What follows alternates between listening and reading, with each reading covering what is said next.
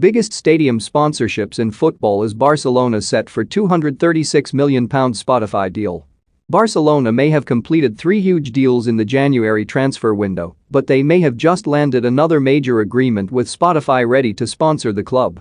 Question marks were raised over Barcelona's 3 winter signings due to the financial situation that leaves the club on the verge of turmoil, but according to RAC1, they are set to receive £236 million from the music streaming platform. The report suggests that Spotify will be the main sponsor for men's, women's and training kits, and they will also have access rights for the Camp Nou over a 3-year period. Barcelona aren't the first team to take on a stadium sponsorship, and they certainly won't be the last, with the money involved making it a very appealing proposition as football takes another step into a new era. Following reports that Barcelona's famous stadium is set to be renamed as Spotify Camp Nou, Daily Star Sport takes a look at some of the other big stadium sponsorships throughout Europe. In 2013, one of Turkey's biggest names opened up a brand new stadium and signed a mammoth deal with mobile brand Vodafone when doing so. Besiktas' agreement is a 15-year deal spanning until 2028, with the Turkish side pocketing a cool £105 million to not only wear their brand on their shirt and training kits, but for their stadium to also house the company name.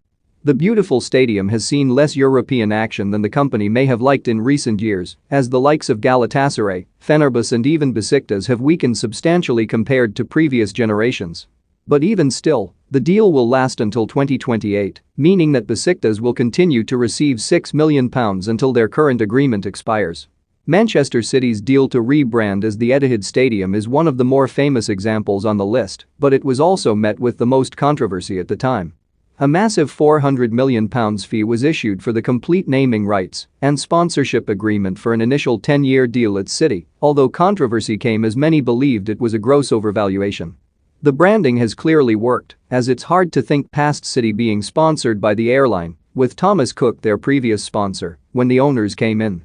Bayern Munich's Allianz Arena is a work of art from the outside, but also houses one of the best atmospheres in European football inside the ground too.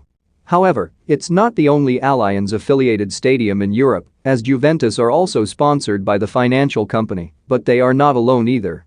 Allianz holds the rights to 8 stadiums across 4 continents, but to compensate for the fact that Bayern's stadium name isn't unique, they pay the club around £6.5 million per year for the sponsorship.